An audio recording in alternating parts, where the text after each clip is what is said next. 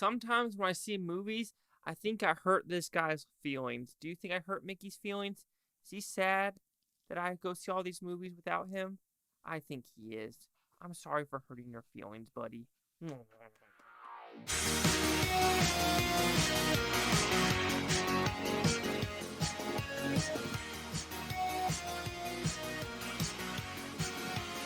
Chase Lee Hockey here with the Blue Futon review, and You Hurt My Feelings. So what's this movie about? Pretty simple premise. We're actually following 5 characters. Julia Louis-Dreyfus and her husband. Julia Louis-Dreyfus's sister, her husband, and then Miss Dreyfus's son, who works at a pot store. And the whole premise of this story is, what's a lie? What should you lie about? Is it a white lie? Is it a real lie? Is what you're doing trying to pump the person up, or is that too much expectations?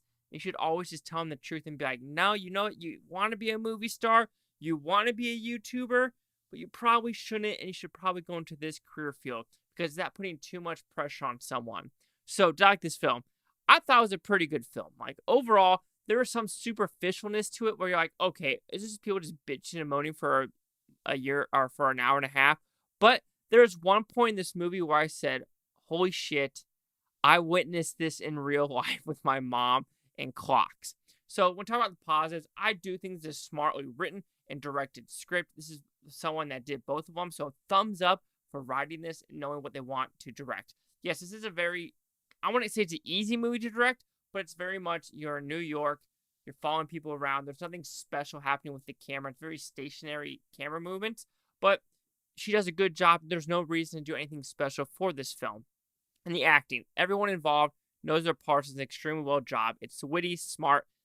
They say their lines of dialogue exactly how they're supposed to be written and how they're supposed to be told.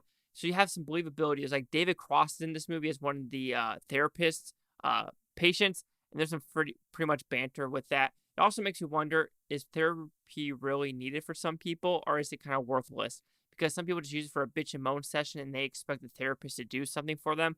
But overall, it's up to the person to fix themselves, not a therapist. So there's good dialogue with that.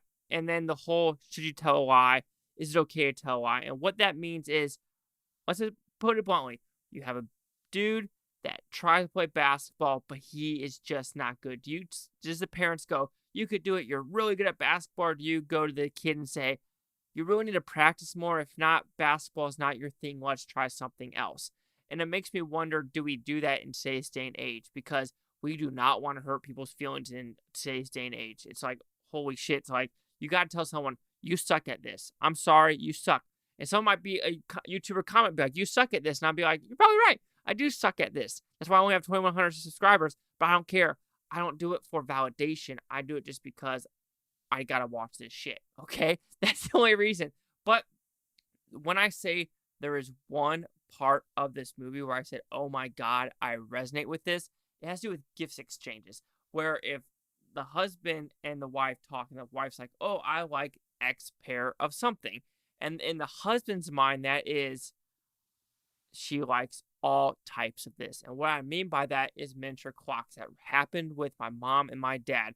I think my mom, said, oh, I want this one miniature clock kind of thing. Just one thing. And all of a sudden, my dad and his brain goes, she must want all miniature clocks. So every Christmas and birthday, she got more and more and more miniature clocks. And she finally said, why are you doing this? I only wanted this one. And he's like, oh, I thought you wanted more then. And that had the whole premise of this story where I go, this is believable. This movie is believable, where you have other like dialogue-driven movies where you're just like, I don't believe any of this dialogue. This dialogue, I'm like, I truly believe what is happening on screen. If I say some negatives, I do think the son character is a little bit superficial, and I'm not into the drug scene, and so there's some drug scenes in this movie where you're just like, what's going to happen. Someone's going to get robbed. This is going to happen. You're not putting yourself in the greatest environment, so I don't have any sorrow for you, if you want to put it that way. And like I said, some people might see this just as a pity party bullshit movie. I don't see it that way. I more see it as human beings, what are we capable of, and what should we tell other people? Is it okay to be like, no, you're doing a good job, but fix this? Or should you literally no shit be like, yo, I did not like this. This is going to sting a little bit, but I think it'll make it better and it will not waste your time in the future. So yes, very solid movie. I truly enjoyed it. This is an A24 win. I think it's a good movie that they bought. However, it's not in their wheelhouse of like weirdness, which is fine. I just don't see this doing good in the box office, but if it comes out on Blu-ray, I will buy this one for sure. You Hurt My Feelings will receive a 4.5 out of 5 Futons, which equals at 90%. Let's see what the Critics News Scores gave this one. So you have critics a 95% with 116.